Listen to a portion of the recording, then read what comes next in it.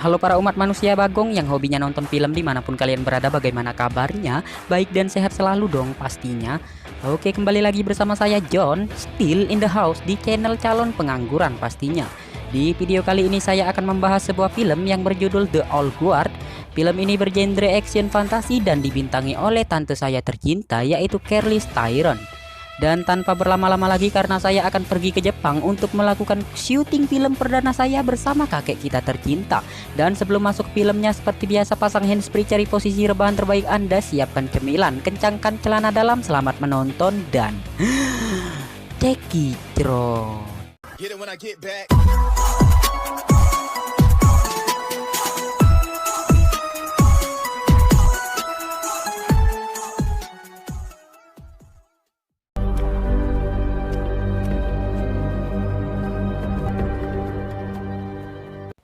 Pada adegan awal diceritakan di Maroko ada dua orang kulit putih, kita sebut saja Andy dan Boker, di mana saat itu Boker sedang membujuk Andy untuk sebuah tawaran job dari seorang agen CIA yang bernama James Copley. Lantas keduanya menuju sebuah hotel untuk membahas hal tersebut bersama dua orang lainnya yang bernama Joe dan Nikki. Ngomong-ngomong, mereka berempat adalah sekumpulan mantan prajurit yang berkemampuan tinggi yang tak jarang mendapatkan panggilan untuk sebuah misi penyelamatan. Sebagai tokoh paling senior, Andy tak sekonyong-konyongnya menerima tawaran tersebut sehingga dia bertemu Copley secara langsung di sebuah pasar 300 meter sebelah utara hotel tersebut. Di sana Copley menjelaskan tentang tugas penyelamatan terhadap beberapa anak di bawah umur yang sedang disandra oleh milisi bersenjata di Sudan Selatan. Meskipun pekerjaan tersebut adalah keahlian mereka dan mereka pun dibayar untuk itu, namun Andy tak biasa meminta kasbon sebelum pekerjaan tersebut berhasil. Singkat cerita, mereka berempat menaiki pesawat heli yang telah disediakan Copley untuk menuju target lokasi, yaitu Sudan Selatan. Saat malam tiba, mereka sudah berada tepat di hadapan kamp pertahanan musuh, perlahan mulai masuk kemudian melumpuhkan satu persatu petugas patroli di sana.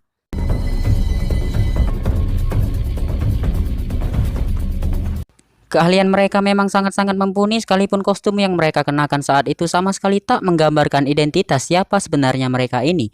Beberapa menit berjalan, situasi di dalam ruangan mendadak hening, bahkan hingga mereka menuruni lorong bawah tanah pun tak ada siapa-siapa di sana. Namun secara tiba-tiba sekelompok pasukan khusus muncul dari balik kegelapan lorong lantas memberodong mereka secara brutal. Hasil semburan senapan AKM pasukan tersebut benar-benar membuat Andy dan skuadnya kenok berjamaah. Dan beberapa detik setelah itu terjadilah fenomena yang sangat mengejutkan di mana mereka berempat seperti telah mendapatkan suntikan medkit kemudian menyerang balik pasukan tersebut hingga hancur berantakan. Everyone still with me? Ya, sí. Tutto bene. Dan sayangnya ketika mereka mencari sandranya, ternyata target sandra sudah tak ada di sana dan faktanya misi tersebut hanyalah sebuah jebakan yang dirancang untuk membuktikan eksistensi kekuatan kelompok Andy sejauh ini.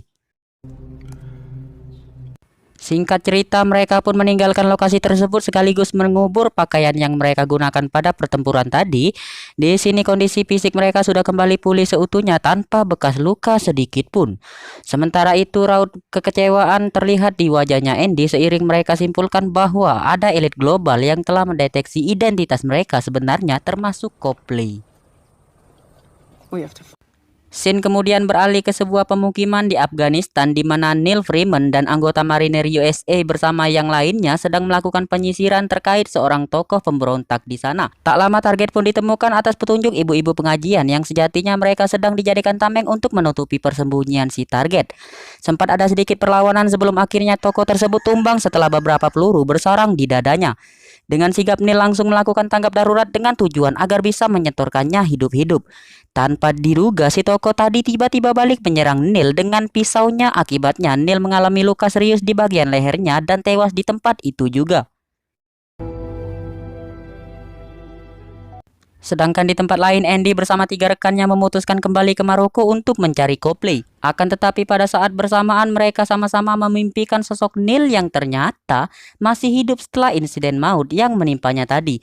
Serentak mereka terbangun kaget karena bagi mereka mimpi seperti itu adalah nyata, ibarat sebuah isyarat akan kehadiran anggota baru.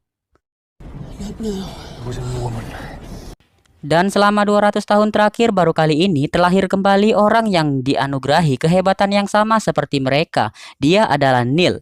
Menyikapi hal tersebut, Andy memutuskan untuk menelusuri identitas Neil sesuai kode petunjuk pada mimpinya tadi. Sementara itu Booker, Joe, dan Nikki tetap melanjutkan perjalanannya ke Maroko. Scene kembali berpindah lagi ke Camp Mariner USA di Afghanistan ketika seorang saksi mata di insiden Neil waktu itu sama tak percaya bahwa Neil masih hidup. Terlebih lagi setelah dibuktikan ternyata luka sabetan itu pun tak ada sama sekali. Tentu saja mereka sangat terkejut dengan fenomena ini. Di sisi lain, pada waktu bersamaan seorang CEO perusahaan farmasi ternama di Inggris, yaitu Dr. Stephen Merrick, sedang mempresentasikan The Big Project tentang usaha memperpanjang usia manusia melebihi usia rata-rata. Dan rupanya Coldplay telah berada di balik rencana Merrick tersebut, dan hal itu terbukti ketika dia menyetorkan hasil rekaman saat terjadi pembantaian di Sudan waktu lalu. Artinya bahwa Andy dan kawan-kawan inilah yang akan dijadikan objek pengujian riset oleh si dokter babi tersebut.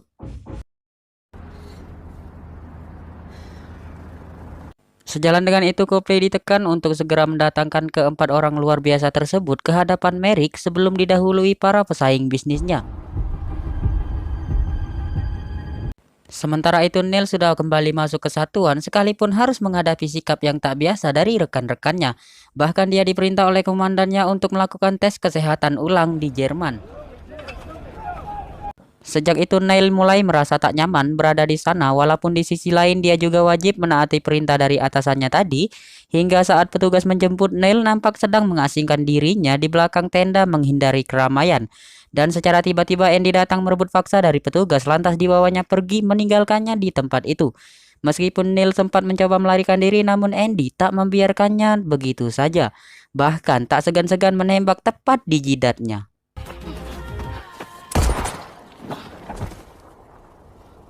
Secara tidak langsung kehebatan Neil terasa di sini. Buktinya luka akibat tembakan barusan berangsur pulih dengan sendirinya. Terlepas dari semua itu, logika Neil tetap menolak karena sejauh ini dia pun masih belum percaya atas apa yang terjadi pada dirinya. Maka dia memilih ikut bersama Andy untuk sekedar mendapat jawaban dari semua ini.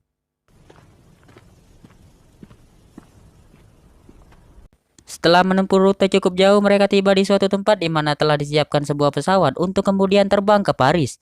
Di tengah perjalanan kembali terjadi pertengkaran hebat di antara keduanya sebagai bentuk protes Neil atas ketidakyakinannya kepada yang telah dikatakan Andy terhadapnya.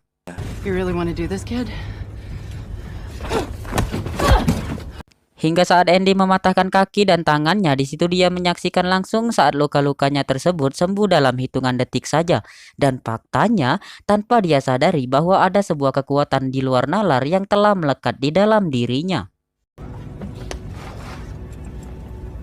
Singkat cerita, mereka berdua tiba di Gauzenville atau sebuah tempat terbengkalai di pinggiran kota Paris, di mana Booker, Joe, dan Nikki telah menunggunya di sana untuk bersembunyi.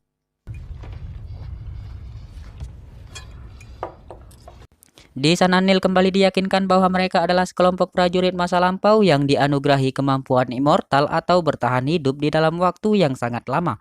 Contohnya Booker yang hidup sejak perang Napoleon, Joe dan Nikki sejak perang salib, bahkan Andy terlalu tua dari mereka semua. Too old. Selain itu mereka juga mampu mendeteksi kemunculan anggota baru lewat mimpi. Karena kesamaan genetiknya, maka tak heran jika setelah kurun waktu 200 tahun terakhir mereka menemukan Neil juga. Beban kehidupan orang-orang ini sangatlah berat ketika harus merasakan pedihnya penderitaan hidup di dalam keabadian. Seperti itulah yang dirasakan oleh teman seperjuangan Andy dulu yang konon dijatuhi hukuman oleh kerajaan Inggris sejak 500 tahun silam. Dan hingga saat ini, dia masih menjalani sisa keabadiannya dalam keadaan terpasung dalam rangka baja di dasar lautan.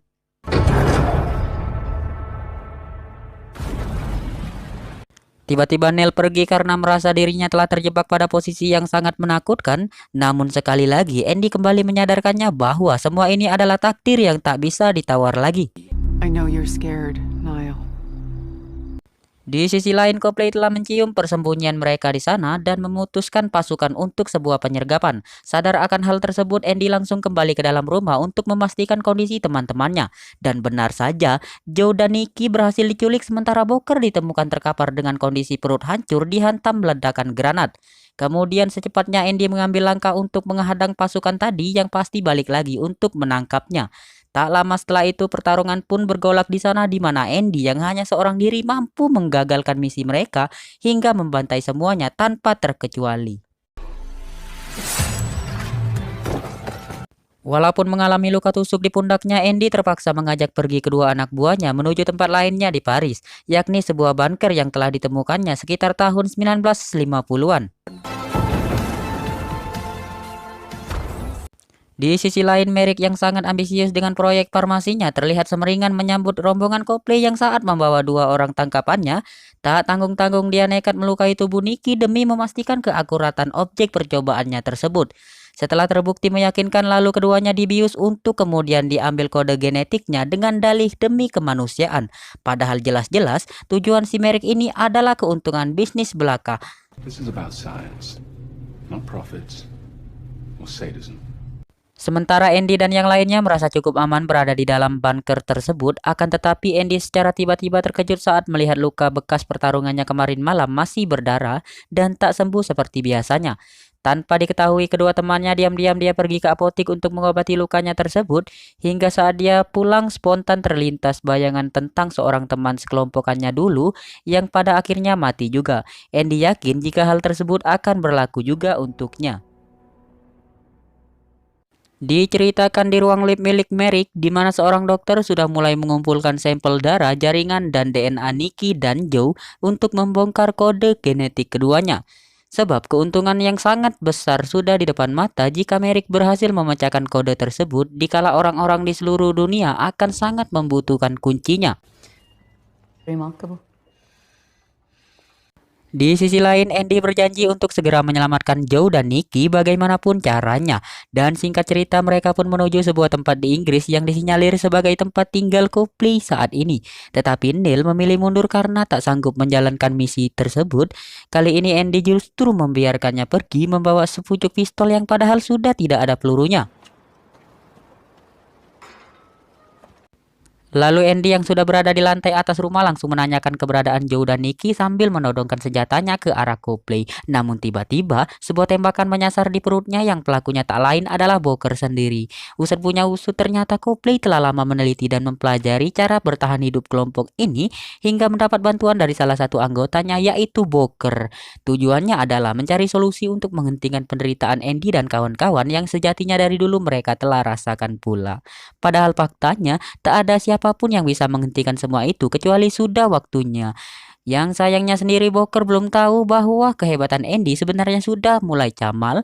Booker sangat terkejut setelah mengetahui lalu menghampiri Andy dengan penuh perasaan bersalah. Kan anjing. Why couldn't you tell me? Tak lama Mary pun datang dan membawa paksa keduanya sekalipun kondisi Andy sudah seperti manusia normal pada umumnya. Coldplay sempat menghalangi upaya tersebut karena dianggap sudah di luar kesepakatan dan sangat berisiko terhadap keselamatan Andy. Tetapi Mary anjing ini tak sedikit pun menggubris Coldplay, bahkan menendangnya jatuh. Hingga saat tiba di lift pengujian, Merrick yang serakah sama sekali tak menghiraukan apapun kondisi Andy saat itu, sehingga pengujian pun harus tetap dilakukan. Everything has to die, Mr. Merrick. Di sisi lain, Coldplay didatangi Neil yang akhirnya memilih kembali mengikuti jejak Andy.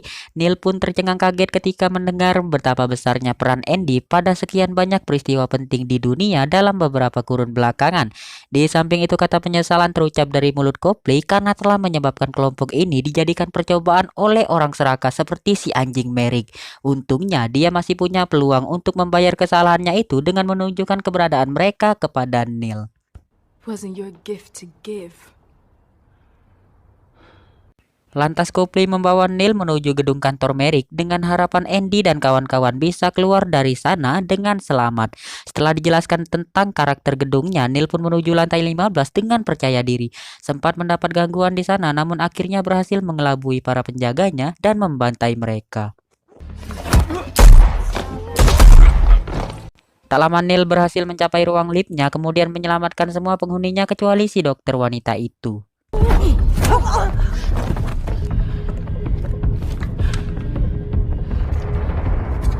Baru setelah itu mereka pun menyatukan kekuatan untuk memburu si bangsat Merrick. Kerjasama mereka terlihat sangat legend ketika harus melumpuhkan banyak musuh sambil fokus melindungi Andy yang kini sudah tak weduk lagi.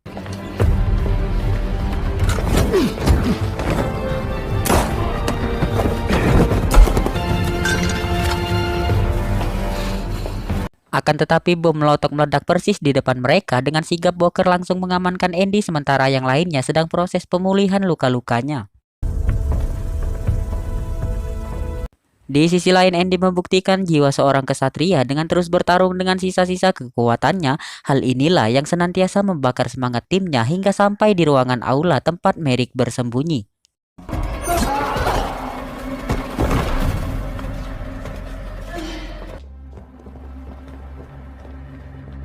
Di mana terdapat beberapa orang bersenjata yang meski mereka robohkan juga sebelum diakhiri si Merrick itu sendiri. Strategi jitu dan kombinasi penyerangan yang akurat telah menjawab semuanya. Terbukti hanya dalam sekejap saja pasukan pengaman aula tersebut dulu lantah dibuatnya. Dan hanya menyisakan Merrick saja di sana yang mulai kehabisan cara untuk tetap bertahan. Hasil pilihannya antara menyerah atau nekat menyerang sendirian. Bicara soal nekat, Neil tentu akan lebih nekat lagi karena ditopang dengan kekuatannya yang luar biasa. Kengerian itulah yang kemudian terjadi di sana. Di saat Neil nekat menyeret Merrick jatuh dari puncak gedung pas menimpa sebuah minibus.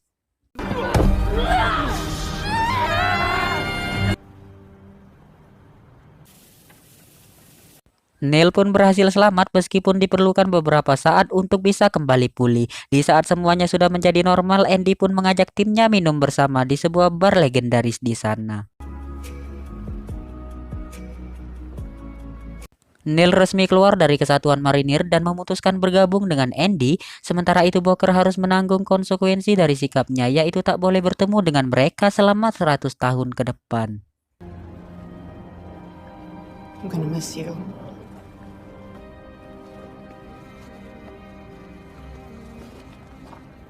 I won't see you again.